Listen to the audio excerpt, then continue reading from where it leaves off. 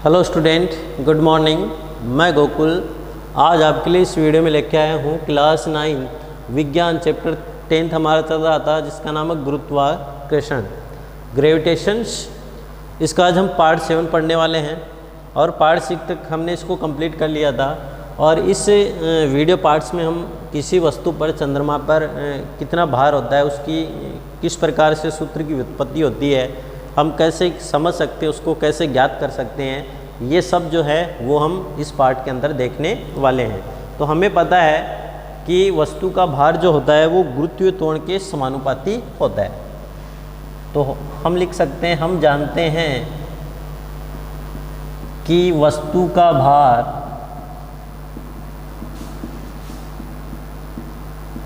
गुरुत्वीय त्वरण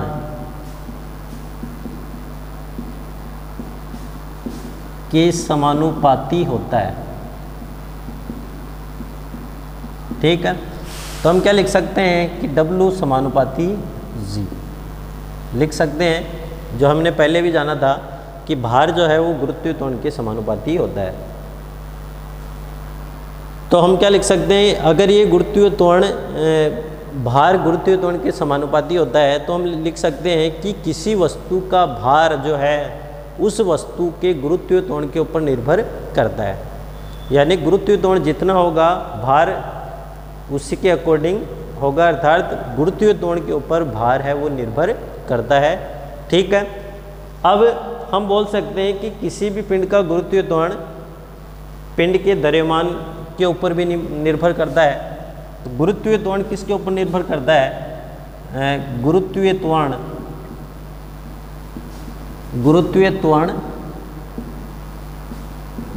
द्रव्यमान पर निर्भर करता है।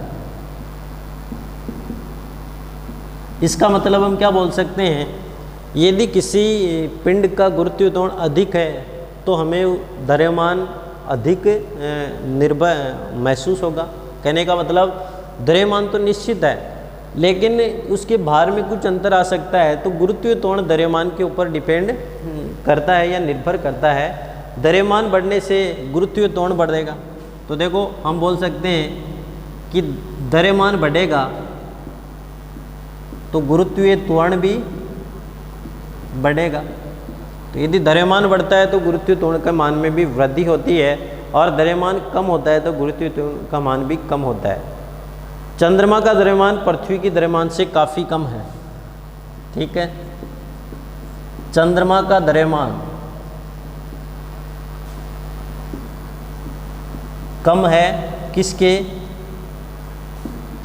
पृथ्वी के द्रव्यमान में। तो चंद्रमा का द्रव्यमान जो है वो पृथ्वी के द्रव्यमान से क्या है? कम है, जिसके कारण चंद्रमा का गुरुत्वीय त्वरण भी पृथ्वी से कम होगा। तो द्रव्यमान चंद्रमा का कम है इसलिए गुरुत्वीय त्वरण भी कम होगा और पृथ्वी का गुरुत्वीय त्वरण क्या होगा? पृथ्वी का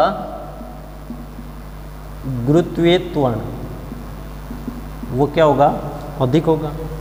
तो यदि द्रव्यमान के ऊपर डिपेंड करता है, चंद्रमा का द्रव्यमान कम है इसलिए उसका गुरुत्वीय त्वरण कम होगा। और यदि चंद्रमा का द्रव्यमान अधिक है, पृथ्वी का द्रव्यमान अधिक है तो पृथ्वी का गुरुत्वीय त्वरण का मान भी कितना प्राप्त होता है? कुछ अधिक प्राप्त होता है। ठीक है, अब हम बोल सकते हैं चंद्रमा किसी भी वस्तु को पृथ्वी की अपेक्षा कम आकर्षण बल से आकर्षित करेगा। देखना, इसमें चंद्रमा का द्रव्यमान कम और द्रव्यमान कम तो गुरुत्वीय त्वरण भी कम, और गुरुत्वीय त्वरण कम इसका मतलब गुरुत्वीय बल भी क्या होगा? कम लगेगा। तो हम कह सकते हैं कि जो चंद्रमा है वो पृथ्वी की अपेक्षा किसी वस्तु को कम गुरुत्वीय बल से अपनी ओर आकर्षित करता है।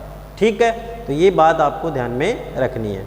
अब जैसे हम कुछ ध्यान से कुछ बातें देखते हैं। जैसे हमें माना किसी वस्तु का द्रव्यमान m है, कोई भी वस्तु है, तो हम तुलना करेंगे इसमें।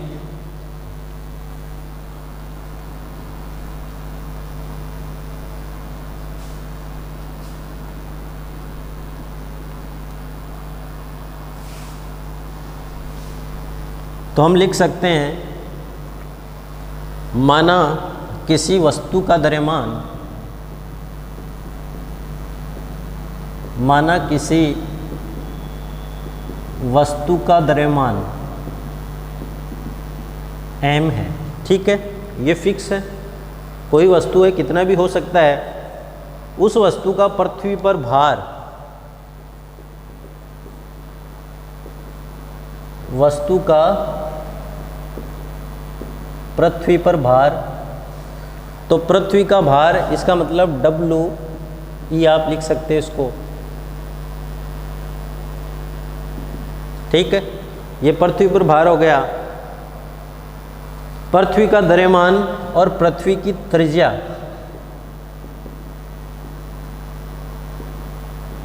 पृथ्वी का द्रव्यमान ME, पृथ्वी की त्रिज्या, इसको हम क्या लिख सकते हैं, RE, ठीक है। फिर वस्तु का चंद्रमा पर भार, वस्तु का चंद्रमा पर भार, तो चंद्रमा पर भार कितना होगा, WM। चंद्रमा का द्रव्यमान,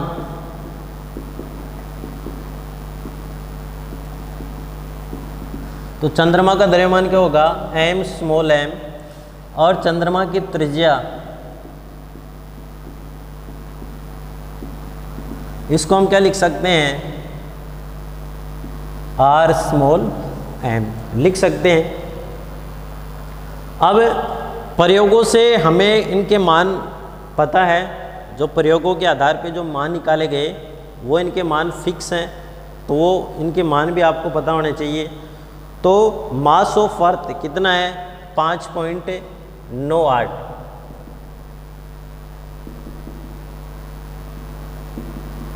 ठीक है। तो 5.98 इंटू 10 की घात 24 kg, ये पृथ्वी का द्रव्यमान। मास ऑफ मून, ठीक है। तो चंद्रमा का द्रव्यमान कितना दे रखा है, 7.36 इंटू 10 की घात 22 kg। अब हम बात करते हैं पृथ्वी की त्रिज्या, 6.37 10 की घात 6 मीटर, 10 की घात 6 मीटर, ये पृथ्वी की त्रिज्या। अब हम बात करते हैं चंद्रमा की त्रिज्या, तो चंद्रमा की त्रिज्या होती है 1.74 इंटू 10 की घात 6 मीटर, ये चंद्रमा की त्रिज्या है। अब हमने गुरुत्वाकर्षण का सार्वत्रिक नियम देखा था, गुरुत्वाकर्षण का सार्वत्रिक नियम, ये हमने पढ़ा था। अब सार्वत्रिक नियम क्या कहता है, इसमें G बराबर क्या होता है, Gm/r², यह हम लिख सकते हैं Gm/d²। पृथ्वी की बात करें तो वहाँ पे d की जगह क्या रख देंगे, r रख देंगे, और ये समीकरण हम प्राप्त कर लेते हैं। तो ये समीकरण हमने पढ़ा था, तो इसको हम समीकरण फर्स्ट दे सकते हैं। अब प्रत्येक स्थिति में हमें निकालना है, तो ये हमें ज्ञात नहीं है और ये हमें ज्ञात नहीं है, तो वो हमें जो ज्ञात करने वो मान रखते जाएंगे। तो हमें पता है कि किसी वस्तु का पृथ्वी पर भार वह बल होता है जिस बल के कारण वस्तु को वह अपनी ओर आकर्षित करती है। तो ध्यान से सुनना, किसी वस्तु का भार वह बल होता है जिस बल के कारण पृथ्वी उस वस्तु को अपनी ओर आकर्षित करती है। तो ये हमने भार की परिभाषा में लिखी थी, और हमें पता है कि वस्तु जिसका द्रव्यमान m है, अतः पृथ्वी पर भार, माना कोई वस्तु है जिसका द्रव्यमान m है, इस वस्तु का पृथ्वी पर भार, तो हम इसको कैसे लिख सकते हैं, वस्तु का पृथ्वी पर भार, वस्तु का पृथ्वी पर भार, तो वस्तु का पृथ्वी पर भार कितना है, WE। अब मान रख दो, तो Gme इंटू m बटा आर ई स्क्वायर लिख सकते हैं। अरे लिख सकते हैं या नहीं लिख सकते? लिख सकते हैं। तो यदि हम डब्ल्यू ई ज्ञात करें तो डब्ल्यू ई बराबर कितना हो जाएगा? जी, इसका फिक्स होता है 6.7 × 10⁻11 न्यूटन मीटर स्क्वायर प्रति केजी स्क्वायर, ये फिक्स होता है। और एम ई का मान कितना है? Into 5.98 into 10⁻24 into small M बटा आर ई का स्क्वायर कितना होता है? 6.37 इंटू 10⁻6 और 6.37 इंटू 10⁻6। तो ये मान फिक्स होता है। अब जब हम इसको हल करते हैं, आगे इसकी गणना करते हैं, तो हमारे पास जो मान प्राप्त होता है वो वस्तु का पृथ्वी पर भार, इसका मान होता है 1.474 इंटू, अब देखो यहाँ से जब घातों को हल करते हैं तो हमारे पास मान आता है 10⁻11, ये जी है, इसको रख दो, इंटू एम। आप इसको समीकरण नंबर 2 दे सकते हो। ये क्या हो गया? डब्ल्यू ई हो गया। ठीक है। अब दी गई वस्तु का चंद्रमा पर भार, अब वस्तु का पृथ्वी पर भार हमने ज्ञात किया जो आता है 1.474 इंटू 10⁻11 जी इंटू एम। अब हमें ज्ञात करना है वस्तु का चंद्रमा पर भार। तो वस्तु का यदि हम चंद्रमा पर भार निकालें तो कितना प्राप्त होता है, उसके बारे में हम देखते हैं कैसे निकलता है।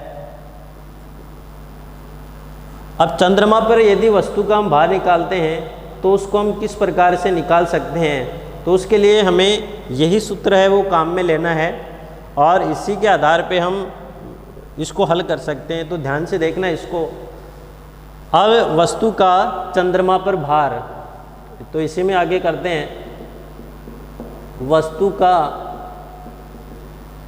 चंद्रमा पर भार, ये हमें ज्ञात करना है। तो वस्तु का देखो चंद्रमा पर भार क्या है? W M.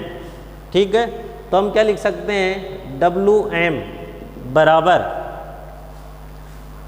जी कॉमन है सब में, और एम स्मॉल एम इंटू ये एम और बट्टा आर एम का स्क्वायर लिख सकते हैं। तो डब्ल्यू एम बराबर कितना हो जाएगा? जी फिक्स है, नियत मान रखो ताकि आगे दिक्कत नहीं है। अब एम स्मॉल एम देखो कितना है? 7.36 इंटू 10⁻22 ये 10⁻22 इंटू स्मॉल एम बट्टा आर एम। तो आर एम कितना है? 1.74 इंटू 10⁻6 और 1.74 इंटू 10⁻6। और जब इसको आगे हल करते हैं, घातों को हल करते हैं, तो हमारे पास जो मान प्राप्त होता है वो आता है 2.431 into 10⁻10 J into small M. तो सेकंड हमें कौन सा मान प्राप्त होता है? ये मान प्राप्त होता है। ठीक है। अब हमारे पास डब्ल्यू ई का मान है और डब्ल्यू एम का मान है, तो हम आगे इसकी तुलना कर सकते हैं। तो वो देखना कैसे करेंगे, तो ये मान हमें सिर्फ ध्यान में रखने हैं।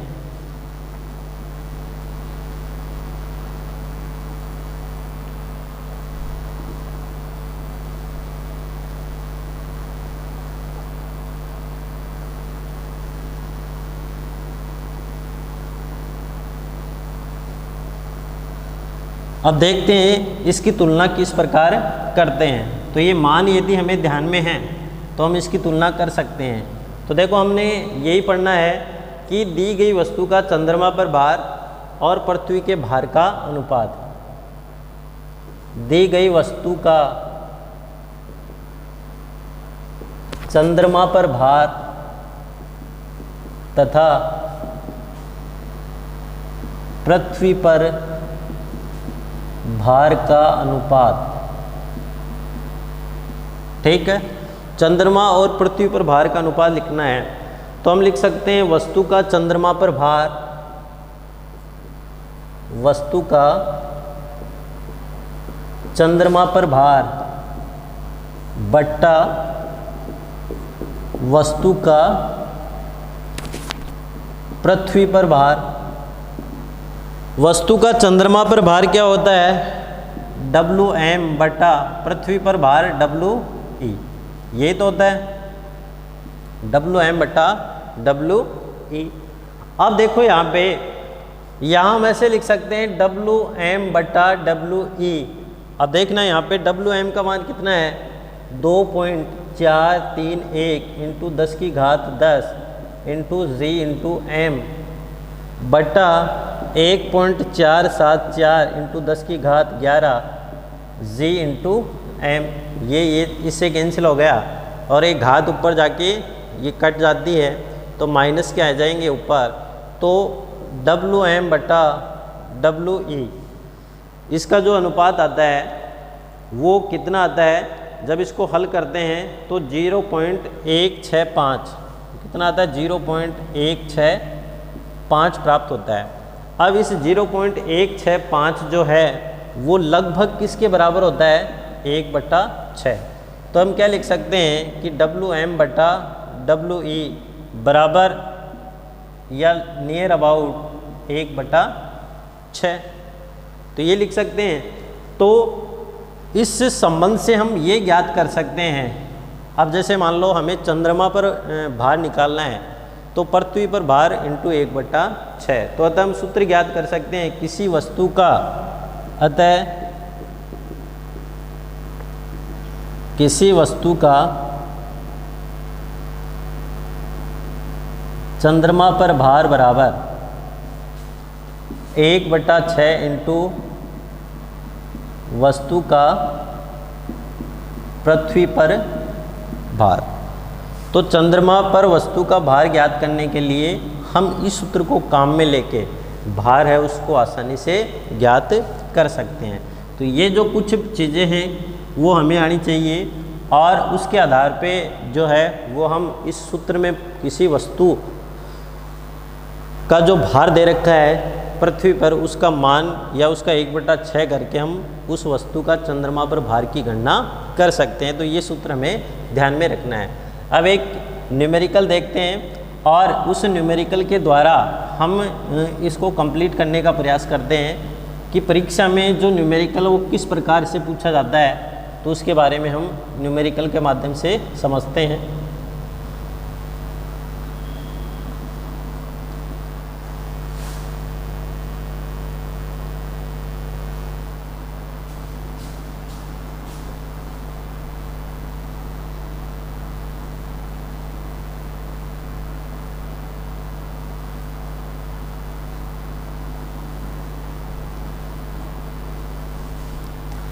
अब देखो जो न्यूमेरिकल होता है किस प्रकार से परीक्षा में आता है। यदि किसी वस्तु का पृथ्वी पर भार 24 न्यूटन है, क्वेश्चन है यदि किसी वस्तु का पृथ्वी पर भार कितना है? 24 न्यूटन है। तो पृथ्वी पर भार का मान कितना है? 24 न्यूटन है। तो उस वस्तु का चंद्रमा पर भार क्या होगा? तो उस वस्तु का चंद्रमा पर भार क्या होगा? तो उस वस्तु का चंद्रमा पर भार है वो कितना प्राप्त होता है वो हम देखेंगे। तो देखो हमने अभी पढ़ा था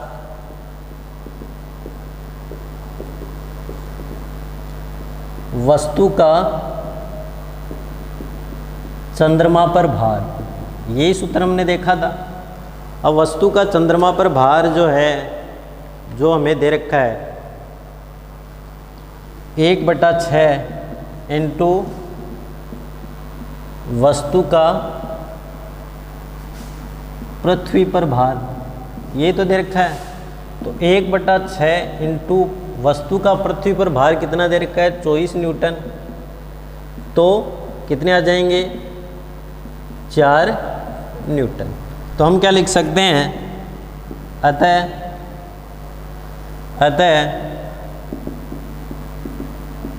वस्तु का